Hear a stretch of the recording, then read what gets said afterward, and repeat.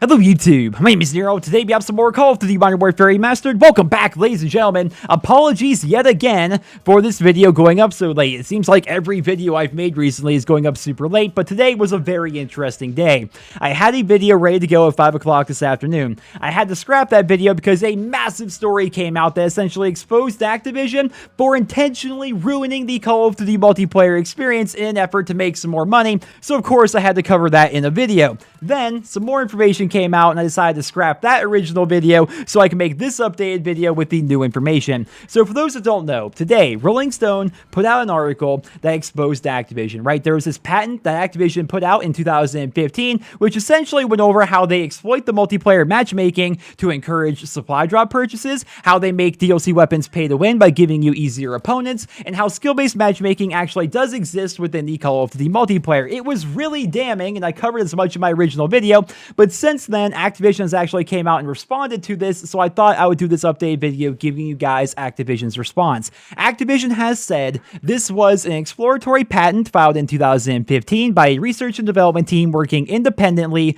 from our game studios. It has not been implemented in-game. Furthermore, we have Michael Condrey, who replied to Drifter on Twitter to say, "Thanks for taking a breath to gather the facts. I have never heard of this patent, and that means it is not in Call of Duty World War II, period."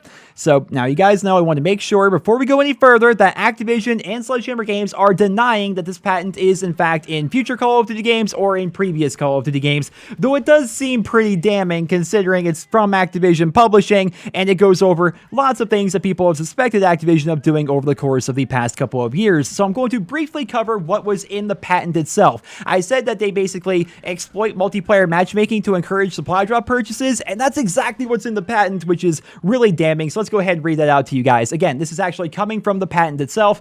A system and method is provided that drives microtransactions in multiplayer video games. The system may include a microtransaction arranged matches, odd wording there, I know, to influence game-related purchases. For instance, the system may match a more expert/marquee player with a junior player to encourage the junior player to make game-related purchases of items possessed or used by the marquee player. A junior player may wish to emulate the marquee player by obtaining weapons or other items used by the marquee player.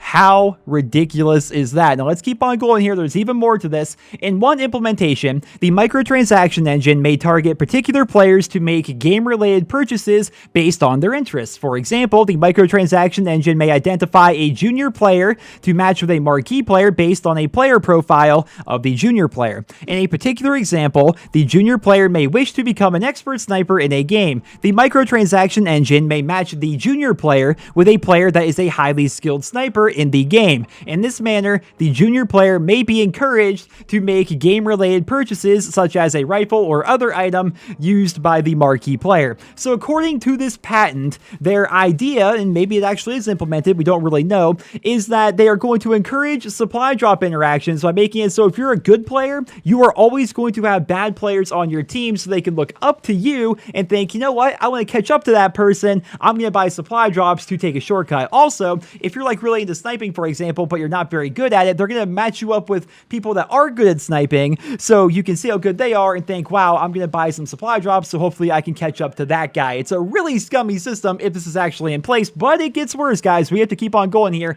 This is a very long patent, which once again was filed under the name Activision Publishing.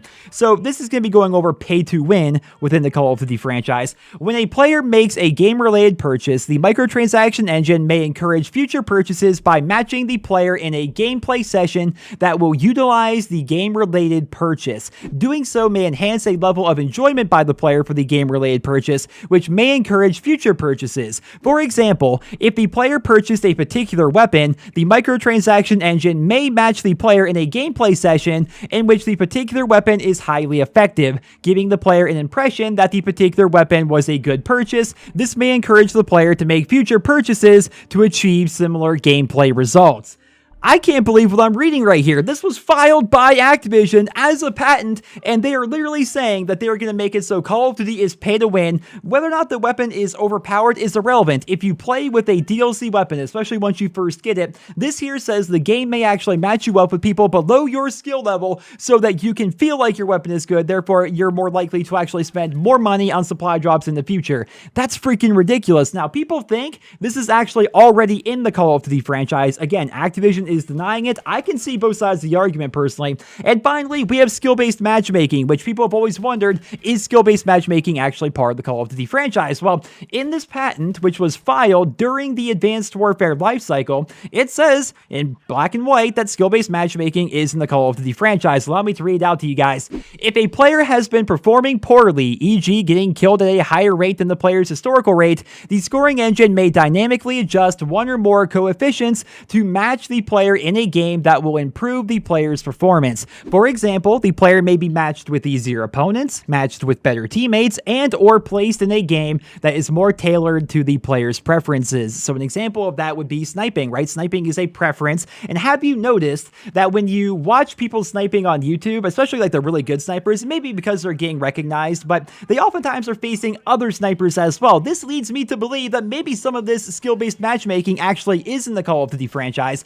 Keep in mind, they are denying that this exists within Call of Duty. They said it was an exploratory patent back in 2015, but it was filed during the Advanced Warfare lifecycle, which, if you remember back to Advanced Warfare, skill-based matchmaking and reverse boosting was pretty much all anyone ever talked about, not to mention pay-to-win supply drop weapons. Those started back in Advanced Warfare when this was actually filed, and then, of course, you have the entire idea that they are going to be making it so if you're a good player, you're always going to have bad players on your team, so they are more encouraged to buy supply drops. I can see the argument for all of these things actually being in Call of Duty right now.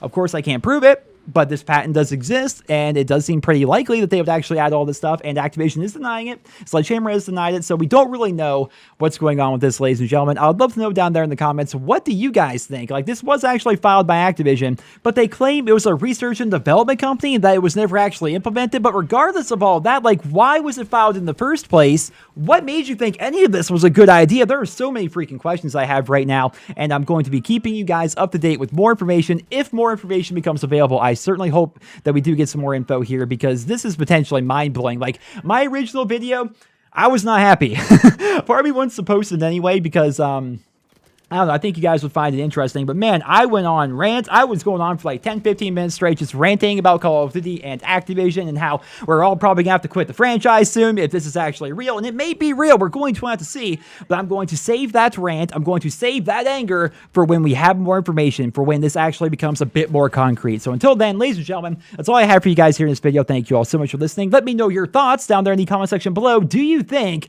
all of this is already implemented into the Call of Duty series, and Activision is basically just trying to sweep it under the rug and pretend it never was actually implemented, and maybe mitochondria is actually helping? Or is it entirely possible that they're telling the truth and they did decide to have this as an exploratory patent back in the day, but they never actually implemented it? I would love to hear what you guys think down there in the comment section below. Thank you all so much for listening, and I hope you guys all have a wonderful day.